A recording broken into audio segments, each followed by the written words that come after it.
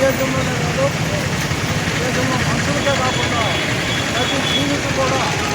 రక్షణ రాజ్యాంగాన్ని రూపొందించారు. ఆఖరకు క్రూర మృగాలైన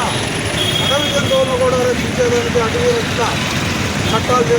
ఏర్పాటు చేసి జంతువులను కూడా రక్షించే ప్రతి కార్యక్రమంలో ఆయన ముఖ్యంగా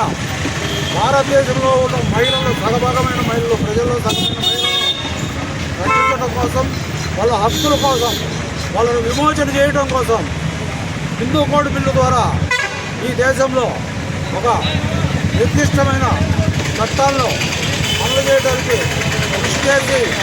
అప్పుడున్న కాంగ్రెస్ ప్రభుత్వం హిందూ కోడ్ బిల్లును, అట్లాగే బీసీలకు రిజర్వేషన్ల కోసం ఆర్టికల్ 340లో డైరెక్ట్గా రిజర్వేషన్ ఉండాలా అనేది ఆయన పోరాటం చేస్తే ఆనాడు బీసీ నాయకుడిగా చెప్పుకుంటున్నటువంటి సర్దార్ వల్లభాయ్ పటేల్, పెద్ద దేశభక్తుడిగా చెప్పుకున్న వల్లభాయ్ పటేల్ అంబేద్కర్ను మీకు కావాలంటే ఎస్సీలకు మీరు రిజర్వేషన్లు కల్పించుకోండి,